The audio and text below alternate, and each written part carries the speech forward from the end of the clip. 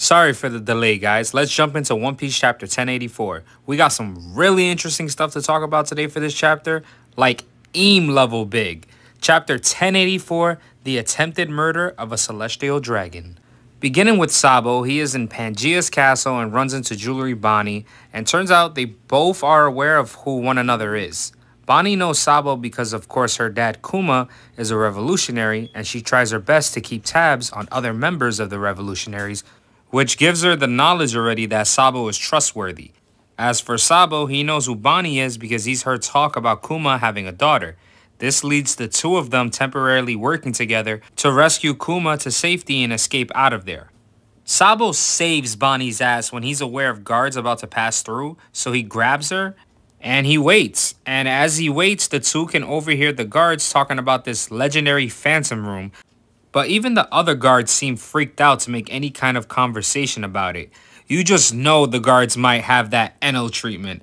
I'm talking about if Enno heard anyone talking bad about God on Skypiea, he would strike them down. I can totally see the same with for anyone who's even remotely aware of his existence. Or the Phantom Room, other than the Gorosei. It also explains how Sabo ended up in that room after Cobra's death, since he overheard those guards, and unfortunately it's what led to him being captured in 4K and framed.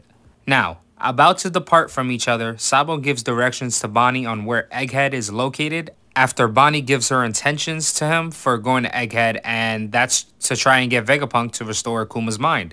So they're both playing a vital role in saving Kuma. Alright, brace yourself. The meeting between Cobra of Alabasta and the Gorosei is taking place currently, and we can tell why the Gorosei had Cobra clapped and killed in the first place. Cobra starts asking far too many questions, beginning with the mysterious way that the organization known as the World Government has formed over 800 years ago, coincidentally, when all 20 different rulers united, moved to the Holy Lands, and became properly known as the Celestial Dragons. The ones regarded as the ones responsible for the creation of the New World, and still ruling over their creation till this day. What's Cobra's point in bringing this up? Well, as you know, the 20 monarchs were all considered as equals, with none being above the rest, and the way they ensured nobody would become tyrant is they all would install what's known as the empty throne. You know, the throne that we see IMU'S sit down plenty of times in the series so far.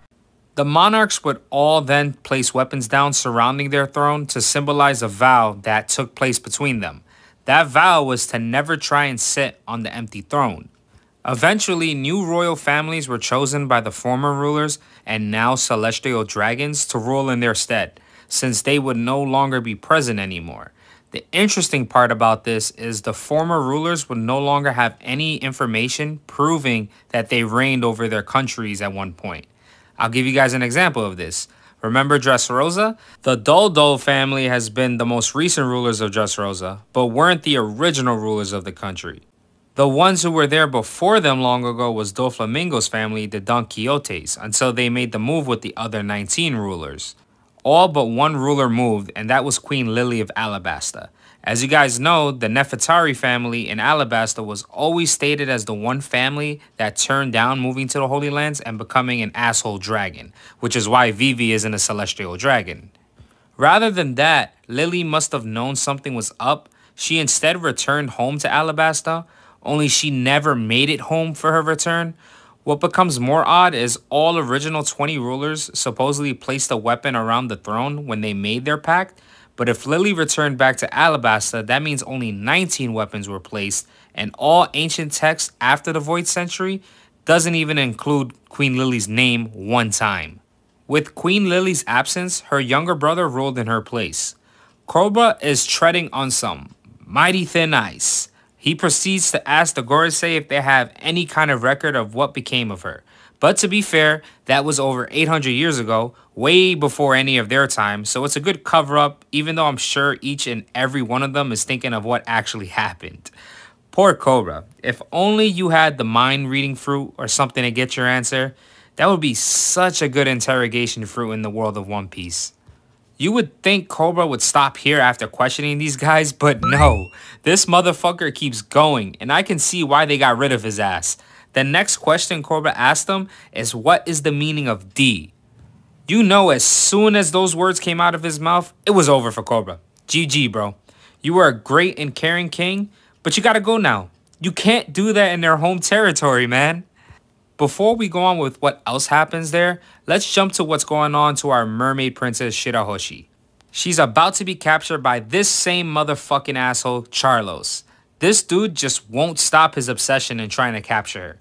I swear, every time I see this dude's face, I pray this is the chapter that somebody ends his shit. Charlos is capturing Shirahoshi to make her his slave, and nobody will do a damn thing to stop him, regardless if she's royalty. Who's gonna oppose a celestial dragon, right? Thankfully, Shirahoshi has older brothers who don't give a damn who you are, and they're gonna protect their little sister no matter what, as they charge in. You gotta also think, if Charlos actually managed to kidnap and make Shirahoshi his slave, this isn't making the relationship between humans and fishmen any better. All that work Otahime put in would have backfired terribly. It's a good thing, though, that before Fukaboshi and the others did anything rash, Majosguard was present along with some of the members from Luffy's Grand Fleet. Can you guys guess which members? We read the chapter already, asshole.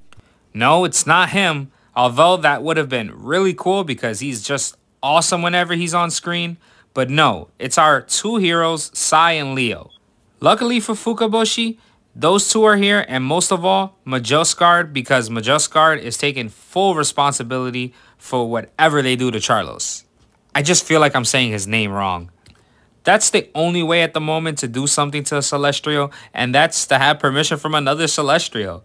Thank God for Majosguard and his changed heart, because if it wasn't for him giving permission, Fukaboshi and the other brothers were gonna get smoked by Kuma on the orders of Charlos, and then of course Shirahoshi was just gonna be gone. But Sai and Leo swoop in and hit Charlos with a fantastic, well-deserved combined attack. Tail Hammer, Drill Dragon Nail. Give that fucker what he needs and obliterate him. I honestly wish this was animated so I can show you guys a replay 2 more times because this felt so satisfying to witness. Just look at Charlos' face. This is worse than that one time Luffy sent his ass flying back into the manga with that one punch. Then again, that was a pretty good punch. After that hit from Sai and Leo, everyone panicked briefly because an admiral would shortly be on the way after an attack on a celestial dragon has now taken place. And before Kuma can attack them, that's when Morley appears from below and takes Kuma back with the help from Karasu. Alright, so I don't know if this next part is just the translation I'm reading this chapter from, but it's hilarious. The other Celestial is looking at Charlos, who's all fucked up right now, and says, "Look how they massacred my boy." And all I could think of as I'm reading this is The Godfather and how he says that one in his movie. And of course, that's a well-known meme nowadays, and it's great. I'm sure it was the translators being funny, though. Update. I had to check, and on the official Viz translation, this line is, "No, my boy," but I'ma still think about the other line. Finally, back to our dead man walking Cobra. I know I said before the moment Cobra asked what is the true meaning of D, he was dead, and I believe that to be true. However, if I didn't know of Cobra's death already, and I was reading this beforehand, then this next moment would be the moment I knew Cobra would drop faster than Sanji did after seeing females after 2 years. Im makes his appearance in front of the Gorosei and Cobra. Now me as a reader, I'm like, oh shit just got real. And the Gorosei, they're surprised because Im just doesn't show himself in front of anyone. And without any hesitation, he sits on the empty throne that's supposed to remain empty and says the name Lily. And the chapter ends. It's almost like him sitting down on the empty throne and showing himself is a direct indication to the Gorosei that it's time to wrap things up with Cobra and eliminate him for good. As crazy as that is, it's also really intriguing that Im said Lily's name. I'm no theorist, but I do notice some obvious connections. For one, based on the silhouette we see of Queen Lily and her being a direct ancestor to the Nefertari family, we can probably guess that she strongly resembles Vivi. That could explain why Im has a picture of Vivi, maybe Im has a special connection with Lily, who quote unquote went missing. And Vivi is obviously the closest resemblance, and that brings Im some valuable memories of Lily. Or what if it isn't a picture of Vivi, but it is Queen Lily herself? Maybe you believe that Lily is Im, and seeing this picture of Vivi reminds herself of her youth. For those that believe Im is Lily, there was that one instance where we saw Im walk in the Chamber of Flowers, and we saw that one sword they passed by. Could that be the other sword that wasn't implanted into the throne? Was Lily's motives far more devious than we expected, and she had other ideas in mind? Maybe she didn't agree with the other monarchs at the time, and maybe she had her own ambition to become ruler of everything, and eventually she does succeed. Personally, I don't think so. I'm a believer in Lily being her own person who did see the corruption in the world government even 800 years ago and went missing mysteriously to try and help the future in any way she knew she could. Even if that way was somehow to inform her future generation of people in her kingdom who the D clan was and perhaps the location of Pluton in case it was needed. I just can't see Im being Lily, especially if Cobra got a letter passed down from generations ago. It had to have been a warning message from Lily, right?